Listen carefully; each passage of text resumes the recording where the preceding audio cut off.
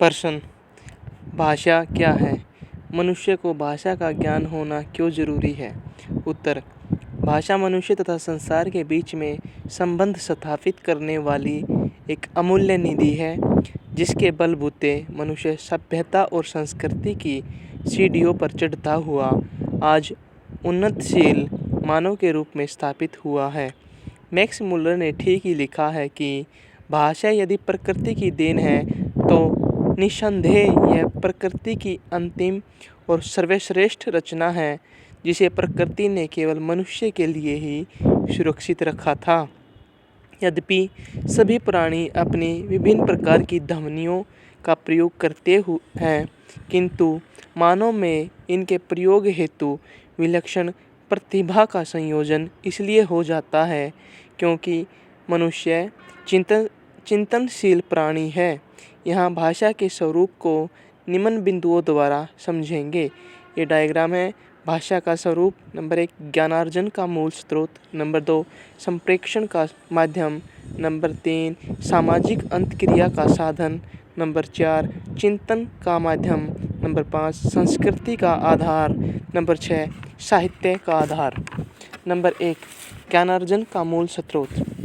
भाषा के माध्यम से ही स्थूल और सूक्ष्म दोनों के विविध भावों, विचारों और अनुभूतियों का नामकरण, उनकी जानकारी और विवेचन संभव होता है। इसलिए ज्ञान अर्जित करने का मूल स्रोत होने के कारण ही भाषा शिक्षा के सभी क्रियाकलापों का आधार है। नंबर 2 संप्रेषण का माध्यम। भाषा के कारण ही व्यक्ति अपने भावों, विचारों, इच्छाओं को दूसरों तक पहुंचाता है और दूसरों के भावों को खुद समझता है। भाषा के कारण ही वक्ता और श्रोता के बीच विचार विनिमय का संप्रेषण चलता रहता है। नंबर 3 सामाजिक अंतक्रिया का साधन। मनुष्य एक सामाजिक प्राणी है और वह सामाजिक प्राणी इसलिए ही है क्योंकि उसे भाषा का ज्ञान है। भाषा के द्वारा ही उसके सभी सामाजिक क्रियाकलाप होते हैं। जो मनुष्य भाषा में जितना ज़्यादा निपुण होगा, वह समाज में उतना ही ज़्यादा सफल रहेगा। नंबर 4 चिंतन का माध्यम। भाषा के बिना विचारों की उत्पत्ति और अभिव्यक्ति संभव नहीं है और विचारों के बिना भाषा का कोई अस्तित्व नहीं है। इसलिए भाषा विचारों का मूल स्रोत है। विचारों की अभिव्यक्ति के लिए चेतना, बुद्धि, मन और शारीरिक अवयव, ये चारों अंग जरूरी है। नंबर 5 संस्कृति का आधार। भाषा तथा संस्कृति का गहरा संबंध है।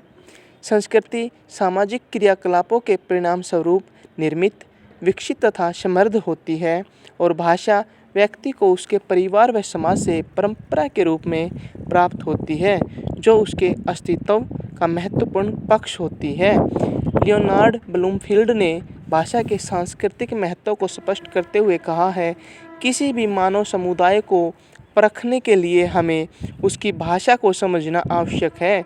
यदि हम किसी समुदाय की जीवन पद्धति और उसके ऐतिहासिक उद्भव का गहराई से अध्ययन करना चाहते हैं, तो हमें उसकी भाषा का व्यवस्थित विवरण प्राप्त करना चाहिए।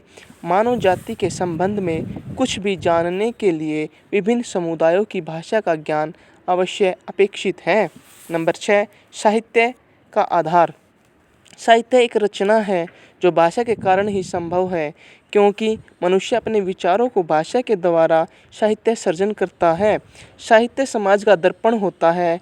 वह एक तरफ तो उस समाज के जनजीवन का चित्रण करता है तथा दूसरी तरफ आवश्यकता के अनुसार समाज को दिशा देने वाले साहित्य का भी सर्जन करता है।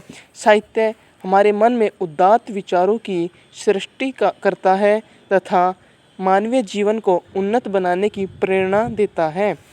अतः निष्कर्ष रूप में कहा जा सकता है कि भाषा न केवल ज्ञान अर्जन तथा संप्रेषण का माध्यम है, बल्कि यह हमारे वैचारिक पक्ष को भी समृद्ध करती है। भाषा हमारे सामाजिक तथा सांस्कृतिक क्रियाकलापों को आधार देती है तथा इसका साहित्य हमारे वर्तमान को अतीत से जोड़कर समायोजन तथा विकास की संभावनाएं प्रदान करता है। अतः भाषा मनुष्य के बौद्धिक, भावात्मक तथा सामाजिक विकास से जुड़कर उसे मानव के रूप में स्थापित करती है।